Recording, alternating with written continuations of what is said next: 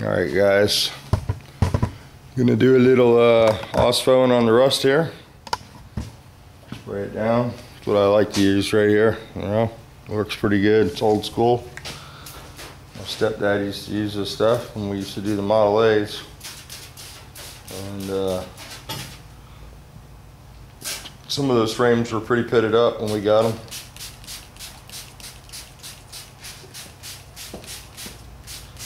You just spray this stuff on and let it do its magic.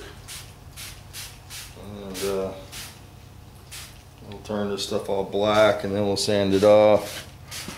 Get the edge where it was sitting down in the ground back there. Better move my coffee. Oops, sorry. Probably won't taste very good. Had some coffee with Mr. Coffee Fish this morning. Checked out his channel. And,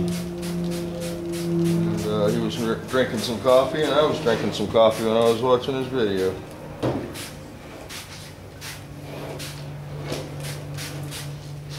Anyway, we'll just give this a good coating. And let it sit for a little while. Come back and 80 grit it. And we'll do it with some primer.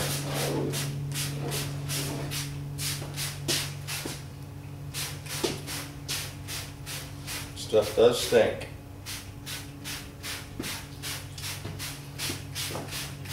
We got pretty good ventilation today though, so if you don't have good ventilation and you're closed up, you might want to put a mask on.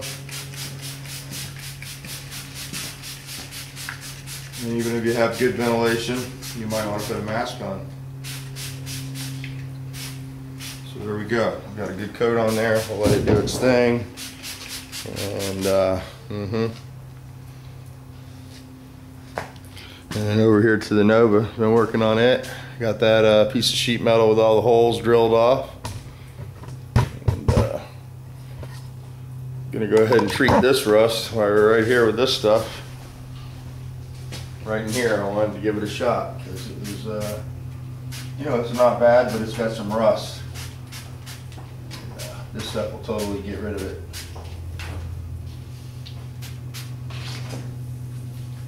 That's where we're at. We'll touch that up. What do you want? Tom said that you talked this morning about MP5 edge primer instead of MPV 500. So. Oh, I'm sorry. MPV 500 is what he needs to know. Damn it, Tom. See, sometimes I need my coffee before I try to make videos. But yeah, you're using Intercoat Clear MPV 500 there, and we could do a video on that. I'll have to dig some out. I don't know what you're using it for. Some guys use that to lock down artwork. You can put candy in that. You can suspend metallic in it. You can use it in between graphics. So if your paper bleeds, you know, you have a barrier between your color and your car. A lot of times people do those graphics and you know, the paper will bleed a little bit, and when you pull the paper up, if you try to get the color off, it's on top of color. Well, if you each time you go to the different color, if you just put a coat of Intercoat Clear in between it, you know, if your paper bleeds, you're sanding on top of clear, and it's easier to get your mistake that way. It sprays exactly like base coat though, as far as how it works. I think it's the same mixture as the premium base. It's a 1-to-1, 1 part reducer, 1 part MPV 500, and of course whatever you're going to put in there could change the consistency of it, so it goes back to mix it the way you want to spray it, you know. Sprays exactly like base coat though, and so I don't know exactly what you're using it for. I have to ask Andrea more about it. But, if you're doing some artwork or some graphics, or if you're using it to suspend metallic or candy, that's what it's intended for. You can use it also under the hood. You know, if you're doing it under the hood color or something like that, it's dries to a satin finish. Although it doesn't have any durability, you know, it really needs to be top coated with a clear. So that's a little bit about it. I tried getting these brake lines loose. Ain't happening. So, these bad boys. Got a proportion valve here, I imagine, front to rear bias valve, and probably just replace that with something aftermarket.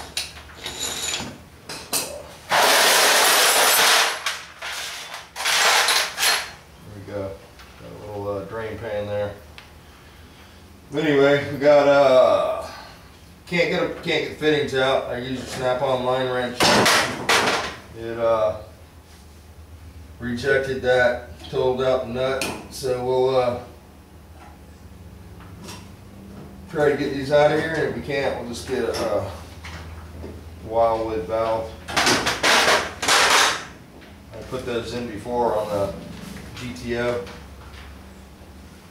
This thing has a similar floor. It's got a little knockout right in front of the seat, and you can pop that little valve up right under the seat there, and you can adjust it on the fly. You know, your autocrossing. I've never autocrossed this car before, but I've built a couple cars like that.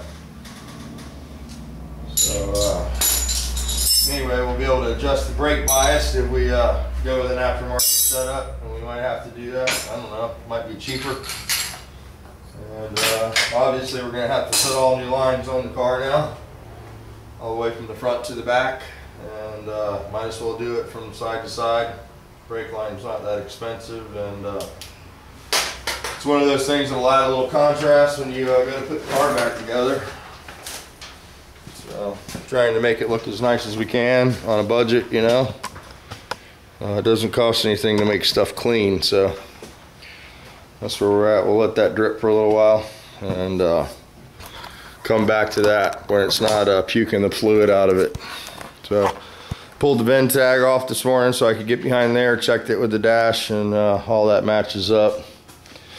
Pulled the AC box off there, the cover, and we'll replace that with some better sheet metal with no holes. And yeah, hopefully today we'll let that OSPO do its stuff. I did around this shock tower on this side and the inside of the frame rail where the steering box mounts, because it was a little rustical in there. But we'll get that all cleaned up. I took that pedal piece off, and I got to cut those bolts out of there, and probably weld that pedal hole up, because we're going to use the cable type. Even if we don't use this, this is a Toyota pedal that I adapted that works, you know, fairly well. But we'll probably clean that up also, because it's a little hokey. Wasn't about clean back when this car was put together. It was about how fast it would go, you know. And there's a lot of stuff on this that I wouldn't probably do now, you know, and I'm having to go back and make some changes for sure, because there's some scary shit under there. So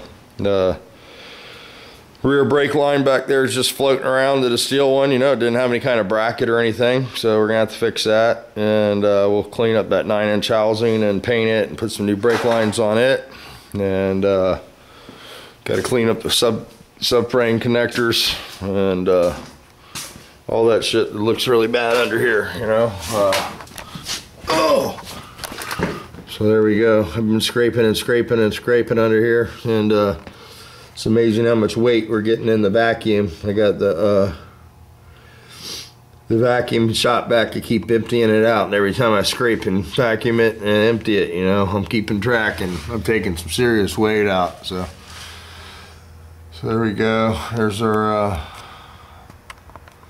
1982 mini tubs in there. Have to clean all that up, you know. There's some bed liner and some seam sealer. We'll straighten that out, and then we'll clean up the fuel line over there and the battery cable running from the front of the car to the back of the car.